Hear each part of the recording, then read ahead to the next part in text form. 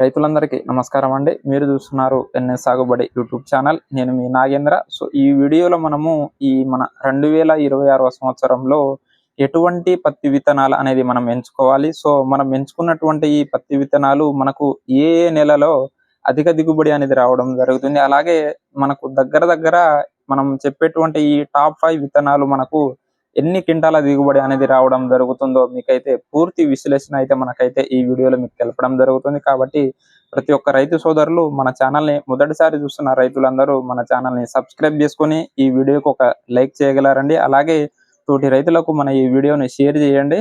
So ఈ 2026 సంవత్సరం గాను మనకు మంచి అంటే మొదటి 5 రకాలైనటువంటి పత్తి విత్తనాలను అయితే మీకైతే తెలపడానికి నేనైతే ఈ వీడియోలో మీకైతే తెలపడం జరుగుతుంది. కాబట్టి గత సంవత్సరం చూసుకున్నట్లయితే మనము ఇవే రకాలనేవి మనము చెప్పడం జరిగింది. అంటే ఒక్కొక్క సంవత్సరానికి కొత్త విత్తనాలు అనేది రావడం జరుగుతూనే ఉంటుంది. కానీ అలాంటి విత్తనాలు అయితే మనమైతే తెలపడం లేదండి. ఎందుకంటే గత కొన్ని సంవత్సరాలుగా మార్కెట్లో మంచి పెద్ద కంపెనీలతోటి వచ్చినటువంటి విత్తనాలనే మనమైతే ఈ వీడియోలో కూడా అంటే ఈ 2026 సంవత్సరంలో కూడా మీకైతే తెలపడం జరుగుతుంది. కాబట్టి మనకు అధిక వర్షాలు ఉన్నా కానీ లేకపోతే వర్షపాతం అనేది తక్కువ ఉన్నా కానీ అంటే ఈ సంవత్సరము మనకు వాతావరణ శాఖ వాళ్ళు కూడా ఎల్నిమో అనేది సూపర్ ఎల్నిమో అనేది రావడం జరిగింది. అంటే వర్షపాతం అనేది చాలా వరకు తక్కువ ఉండడం జరుగుతుంది అని మనకైతే తెలపడం జరిగింది. కాబట్టి సో దాన్ని దృష్టిలో పెట్టుకొని అంటే మనకు ఈ వర్షపాతం అనేది తక్కువగా ఉన్నా కానీ మంచి కనీసం ఒక 15 నుంచి 18 క్వింటాల వరకు దిగుబడి వచ్చేటువంటి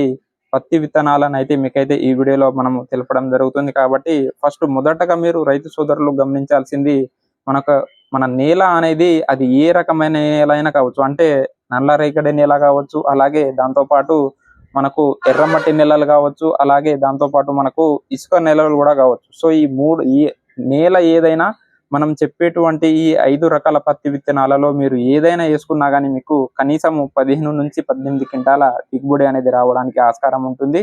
అలాగే మీకైతే మొదటగా మనం చూసుకున్నట్లయితే ప్రతి సంవత్సరము మనం తెలపడం జరుగుతూనే ఉంటుంది. సో చాలా మంది రైతులకు కూడా తెలుసు ఈ విత్తనం గురించి. మొదటగా చూసుకున్నట్లయితే టాప్ 1 కనుక మనం చూసుకున్నట్లయితే ఈ రాశి వాళ్ళది షిఫ్ట్ అండి. సో ఇదేంటంటే మనకు అది ఏ నేల ఉన్నా కానీ మనకు మంచి గ్రోత్ వచ్చేసి బాగా నలుపుదనం తీసుకొచ్చేసి మనకు కాయ సైజ్ అనేది రావడానికి, అలాగే ఈ పంట అనేది మనకు చాలా తొందరగా రావడానికి ఆస్కారం ఉంటుంది. అంటే కొంతమంది రైతులు ఏం ఆలోచిస్తారంటే పత్తి పంట కనుక మనము తొందరగా వచ్చినట్లయితే మళ్ళీ నవంబరు డిసెంబర్లో ఆ పత్తిని తీసేసి మొక్కజొన్న కానీ లేకపోతే వేరే అంతర్గత పంటలు మినుములు కానీ సజ్జలు కానీ ఇలా వేసుకోవడానికి ఆస్కారం ఉంటుంది. కాబట్టి ఎవరైతే రైతు సోదరులు ఈ పత్తి పంట అనేది మనకు చాలా తక్కువ కాలంలో రావాలి అని అనుకుంటున్నారో అలాంటి రైతు సోదరులకు ఈ రాశి వాళ్ళది షిఫ్ట్ అనేది చాలా ఎక్సలెంట్ గా రావడం జరుగుతుంది. అలాగే దీని యొక్క దిగుబడి కూడా మనం చూసుకున్నట్లయితే కనీసం ఒక ఎకరానికి 12 క్వింటాల నుంచి 16 క్వింటాల మధ్యలో అయితే మనకు రావడం జరుగుతుందండి. అలాగే చూసుకుంటే రెండవ రకం వచ్చేసి మనకు క్రిస్టల్ కంపెనీ వాళ్ళది CCH 369 అండి. సో ఈ CCH 369 అనేది మనకు ముఖ్యంగా ఏంటంటే నల్లరేగడి నేల ఉన్నా కానీ ఇసుక పూర ఉన్నా కానీ మనకు వర్షపాతం ఎక్కువ ఉన్నా తక్కువ ఉన్నా కానీ ఈ విత్తనం ఏంటంటే మనకు కొంచెము నేలను బట్టి అడ్జస్ట్ అయిపోయి మనకు మంచి హైట్ రావడానికి, అలాగే ఈ CCH 369 అనేది కాయ అనేది సైజ్ అనేది చాలా ఎక్కువగా రావడం జరుగుతుంది. కాయ సైజ్ అనేది మనకు ఎప్పుడు పెరుగుతుందో మనకు ఎప్పుడు దిగుబడి అనేది అధికంగా రావడం జరుగుతుంది. కాబట్టి రైతు సోదరులకు మనకు టాప్ 2 వచ్చేసి ఈ క్రిస్టల్ కంపెనీ వాళ్ళది CCH 369 అనే పత్తి విత్తనం అనేది చాలా ఎక్సలెంట్ గా రావడం జరుగుతుందని మనమైతే తెలియజేస్తున్నాము. అలాగే మూడవ రకం వచ్చేసి మనకు న్యూజివీడ్ సీడ్స్ వాళ్ళది ఆద్య అండి. మీకు ఈ మనం చెప్పేటువంటి అన్ని రకాల విత్తనాల గురించి పక్కన ఇమేజ్ అనేది పెట్టడం జరుగుతుంది. సో ఈ న్యూజివీడ్ వాళ్ళది ఆద్య అనేది కూడా మనకు దగ్గర 16 నుంచి 18 క్వింటాల దిగుబడి రావడానికి చాలా ఎక్సలెంట్ గా అయితే మనకు వర్క్ చేయడం జరుగుతుంది. అలాగే దాంతో పాటు చూసుకున్నట్లయితే మనకు మళ్ళీ టాప్ 4 వచ్చేసి క్రిస్టల్ కంపెనీ వాళ్ళది సదానంద్ అండి. సో ఈ సదానంద్ని గత సంవత్సరము మనకు 2025లో ఒక్కొక్క రైతులు 18 నుంచి 20 క్వింటాల దిగుబడి పొందినటువంటి రైతులు కూడా ఉన్నారండి.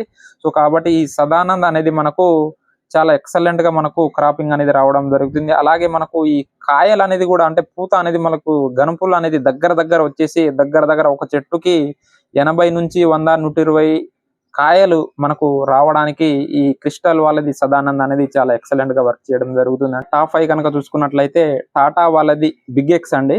సో ఈ టాటా వాళ్ళది బిగ్ ఎక్స్ అంటే మనకు గత కొన్ని సంవత్సరాల నుంచి ఈ కంపెనీ అయితే పెద్ద కంపెనీ అండి. మనకు మార్కెట్ లో ఎప్పటి నుంచో ఉన్నది కాబట్టి ఈ బిగ్ ఎక్స్ అనేది మనకి ఏంటంటే కాయ సైజ్ అనేది చాలా పెద్దగా రావడం జరుగుతుంది. అలాగే చాలా మంది రైతులకు ఏంటంటే వాటర్ ప్రభావం అనేది చాలా తక్కువ ఉంటుంది. అంటే వాటర్ అనేది సరిగా లేకనే రైతు సోదరులు ఏం చేస్తారంటే పత్తి అనే పంటను వేసుకోవడానికి ఆస్కారం ఉంటుంది. కాబట్టి మనకు నీటి శాతం అనేది ఎక్కువ తక్కువ ఉన్నా గానీ ఈ విత్తనం అనేది మనకు తట్టుకొని నిలబడి మనకు మంచి కాయ సైజు అలాగే మంచి దిగుబడి రావడం జరుగుతుంది.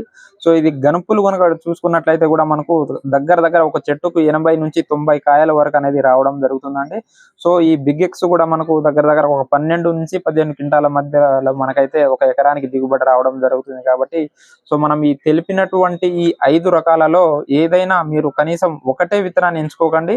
కనీసము ఒక రెండు రకాలు కానీ లేకపోతే 3 రకాల విత్తనాలు కానీ మీరు ఎంచుకోండి. అలాగే ఎంచుకొని తేడా గమనించి చూడండి. ఈ 5 ఎలాంటి విత్తనాలు ఎంచుకున్నా కానీ మీకైతే మంచి దిగుబడి అనేది రావడం జరుగుతుందండి.